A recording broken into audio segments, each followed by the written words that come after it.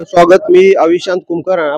आपल्यासोबत भाजपा उमेदवार पंकजा मुंडे आहेत. त्यांच्याशी बोलूया. कशा पद्धतीने प्रचार सुरू आहे, कसा प्रतिसाद मिळतोय? प्रचार अत्यंत कष्टाने करतोय, रात्रंदिवस करतोय. माझा गळा पण गेलेला आहे आता बोलून बोलून, आणि प्रतिसाद प्रचंड चांगला आहे. ताई, बीड जिल्हा बालेकिल्ला, मुंडे साहेबांचा जिल्हा, अशा सभा मुंडे साहेब जिंकायचे आणि शेवटची सभा ही काड्याला व्हायची. तर तुम्ही ही सभा घेणार का? त्यांचं जे स्वप्न होतं ती कशा पद्धतीने साकारता? जवळपास तसंच आम्ही केलंय काम. आता साहेब जाऊन ही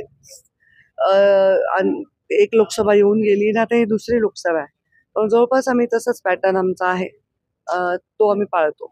बीडची रेल्वे किती दिवसात धावेल? गेल्या अनेक दिवसापासून असा विरोधकांकडून आरोप केला जातो की या रेल्वेवरच दरवर्षीची निवडणूक. 500 वर्ष लावले तेवढे तर नाही लागले ना.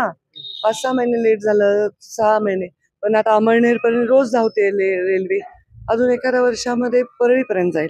शेवटचा एक प्रश्न की काय व्हिजन घेऊन तुम्ही जिल्हाभरामध्ये फिरताय, लोकांचे समस्या, अडचणी आणि रोजगार युवकांसाठी? लोकांच्या काही समस्या लोक सध्या मांडत नाहीयेत. लोकांना एक आनंद वाटतोय की पंकजाताई जर उमेदवार असतील तर समस्या सोडल्या जातील, कारण त्यांनी माझा पालकमंत्री पदाचा काळ पाहिलेला आहे. फार मोठ्या पद्धतीने लोक स्वीकारतायत आणि विश्वास ठेवतायत. मला असं वाटतं की माझं विजन असलेली मी एकमेव उमेदवार आहे अख्खा रणांगणामध्ये. होत्या पंकजा मुंडे. त्यांनी सांगितलं की व्हिजन असणाऱ्या या उमेदवार आहेत. अविशांत कुमकर, आज मराठी न्यूज, आष्टी, जिल्हा बीड. तेव्हाचे सुद्धा मला निवडणूक आठवते, मी शाळेत होते. त्या सर्व निवडणुका मी पाहिल्या आणि दर निवडणुकीवर वातावरण जे आहे ते एका विशिष्ट पद्धतीने निर्माण होतं आणि प्रत्यक्षात जो निकाल आहे, खास करून मुंडे साहेबांच्या पदार्पणानंतर, तो मात्र जनता अत्यंत योग्य आणि सकारात्मक देते. आज या आष्टीच्या या सभेमध्ये भव्य सभा आहे. अण्णांनी आता सगळे विषय मांडले. असा कुठलाही विषय नाही सत्य बोलले, शक्यच नव्हतं. पण आज एक असं पटांगण झालंय, उजव्याही हाताला लोक आहेत, डाव्याही हाताला लोक आहेत.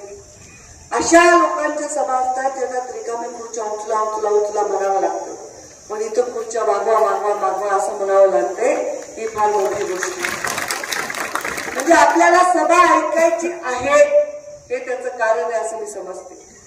याचं कारण आपला नेताही आपल्या आवडतीचा आहे आणि जो नेता आपल्याकडे इथे मतदान मागायला आला आहे त्याच्याविषयी पण काही आक्षेप नाही. उमेदवार सगळ्यात पहिले प्रचाराला येतो, उमेदवार पसंत लोकांना पडणं हे पहिले माणसाचा 15 दिवस महिनाभर जातो आणि मग इलेक्शन सुरू होतं. इथे उमेदवार नापसंत आहे असं कोणी आहे का? राष्ट्रवादीचा नाही, भाजपचा. कुणाला पटतं का आल्या उमेदवार कशाला दिला? हो, पंकजा ताई आल्या, फार वाईट झाला, आता काही खरं नाही भाजपचं असं वाटतंय का कुणाला? उलट मला वाटतं बरेचसे लोक असे म्हणतात, नाही तुमच्यावर राग नाही हो, थोडा बहुत पक्षावर राग आहे. क्यूस या अच्छा, मला ऐकून नाही, मला माझं आवाज ऐकून.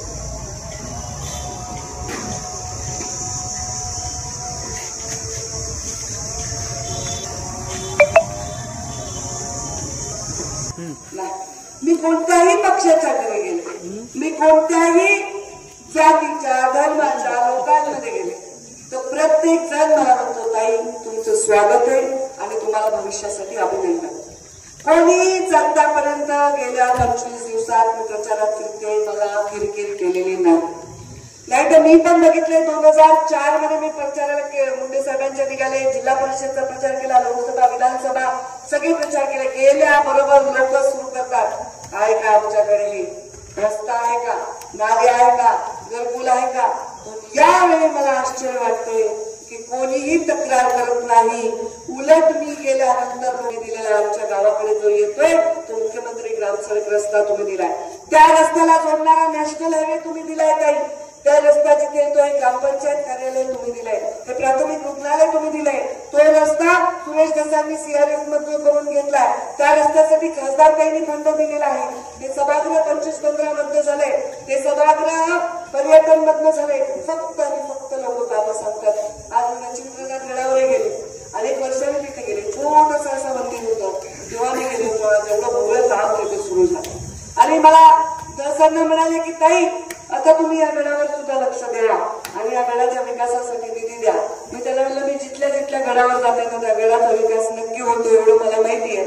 आणि नक्की म्हणजे मी त्या गडावर जाते म्हणून त्याचा विकास होतो नाही, पण योगायोगाने माझी नजर पडते की इथं विकासाचे हे कामं करायचे. तसं तुम्ही काही प्लॅन ठेवलं नाही आम्हाला करायला, पण तरी आम्ही तिथे विकासासाठी प्रयत्न करतच राहू. आज मी पूर्ण सकाळी जातनांदूर पासून देवराली बच्चीनाथगड तिकडनं कडा अशी अशी आली, हा उंदरखेड वगैरे अशी आली. मध्येच मी नगर जिल्ह्यात गेले, तिथेही रस्ते मुख्यमंत्री ग्रामसडक योजनेचेच होते, तिथेही रस्त्याचे काम केले.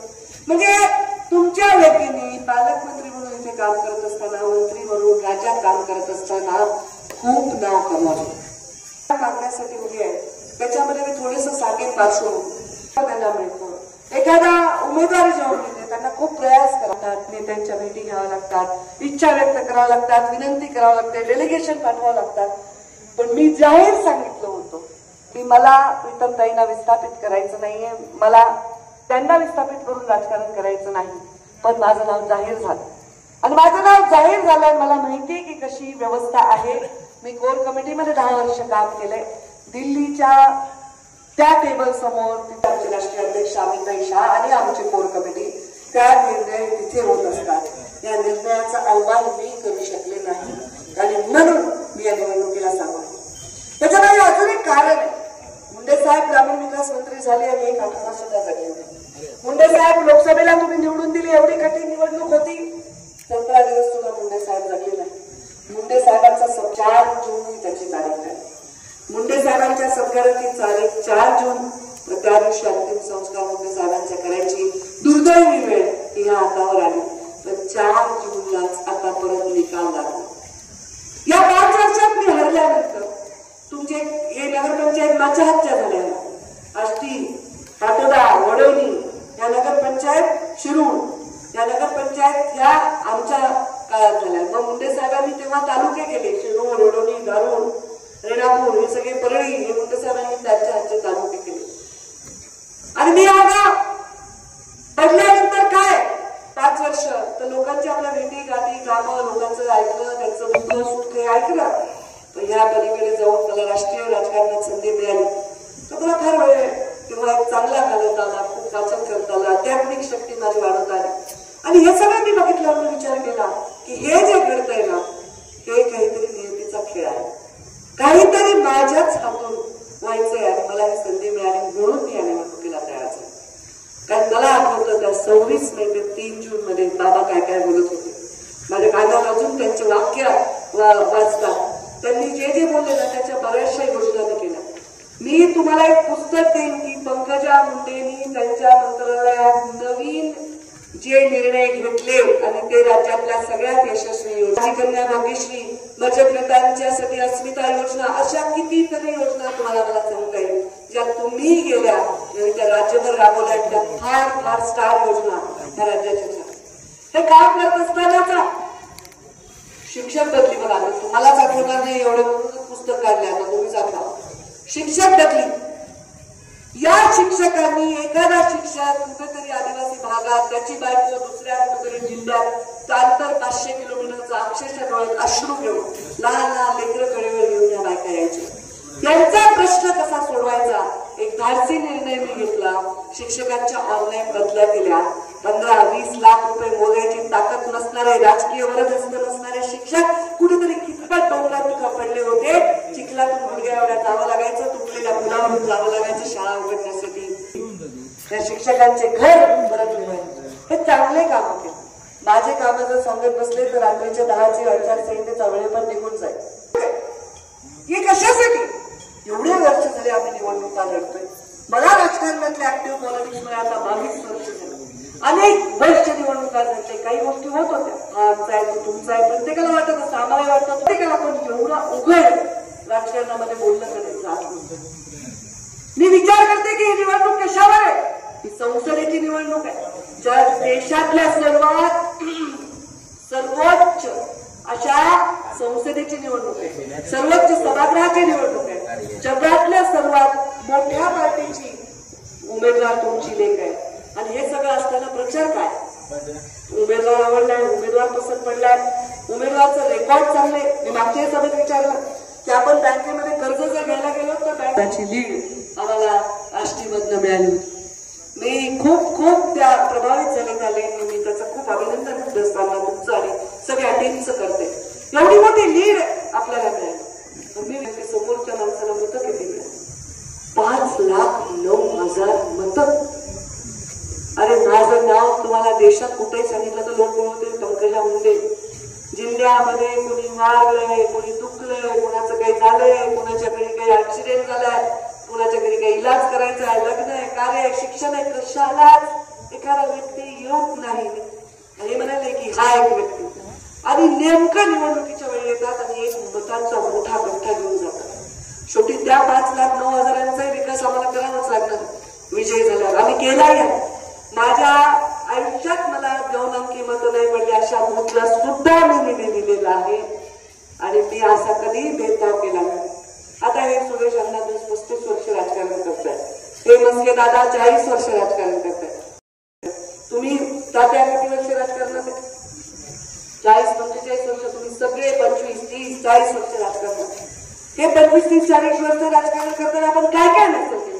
आपण शिवजयंती केली, आपण भीमजयंती केली, आपण महात्मा फुले जयंती केली, आपण रामनवमी केली, आपण ईद मिलाद केला, आपण इफ्तार पार्टी केली. आपण अशी कुठली गोष्ट केली?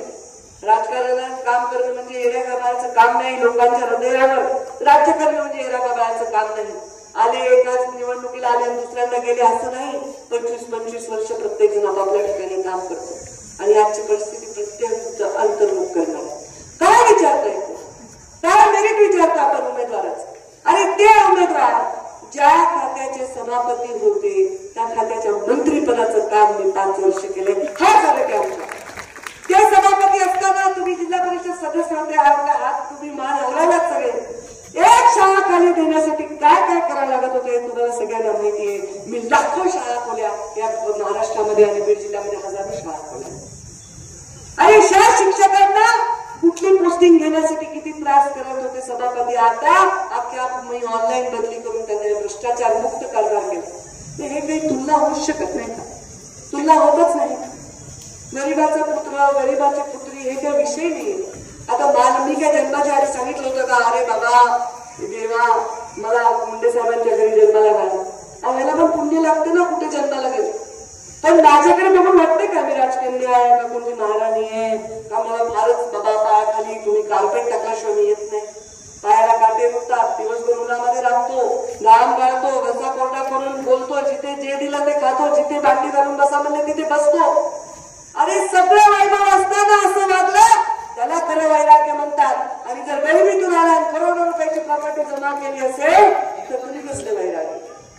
अरे सर्व वैभव पायाशी लोन घेत असताना सुद्धा मी असं वागतो ते काम मुंडे साहेबांचे संस्कार आहे. आणि अफवा काही झाले की अफवा, काही झाले की अफवा. आणि मी याच्यावर बोलत नाही पण आता आग्रह आहे कार्यकर्त्यांचा. जे पोरं आहेत ना सगळे मीडियावर असतात, सोशल मीडियावर डोकं खातात माझं बोल संध्याकाळी. मी त्याला सोडा वाचू नका काही दिवस नाही देखताय असं आहे तसं आहे. किती अफवा. पंकजा मुंडेची सीट गेली. आता तुम्ही काही मला इथे पाडायला आलात का एवढ्या संख्येत? कवडं भाषण ऐकायला आलात काही? भागवत करणं चालली, कीर्तन चालले. ठीक आहे, काही लोक दर्शनांवरच प्रेम करतात पण काही लोक ऐकायला तर त्यांनी दुसऱ्या कोणाला घेऊन येऊ द्या येतात का तुम्ही? असे तुम्ही मला इथे पाडायला आलात एवढ्या संख्येत? अवघड कशामुळे अवघड का? काय कारण आहे? देशामध्ये सत्ता प्रधानमंत्री मोदींची येणार नाही का? तुम्हाला सत्तेमध्ये बसवणारा माणूस पाहिजे नाही का? बाकीचे सगळे त्यांनी बोलून टाकले लागणार. काय पहिले मी माझ्या काय आता हे मुसलमान बांधव सगळीकडे भेटतात. शपथ घेणार आहे की आम्ही पंकजा मुंडेला मतदान करणार का? कारण ताई आप हमको सुरक्षा देंगी. तिकडे देशात काही हो पंकजा ताई आमच्या केसाला सुद्धा धक्का लागू देणार नाही. भावना त्यांच्या मनामध्ये. कारण ही भावना मुंडे साहेबांच्या प्रती त्यांच्या मनामध्ये होती. मुंडे साहेब जेव्हा निवडणुकीला उभे होते आमच्या मोमीनपुरा नावाचं बूथ होतं बीडमध्ये. त्या बूथमध्ये फक्त 2 मतं बाजूला गेले होते. सगळे मुंडे साहेबांना गेले सगळे.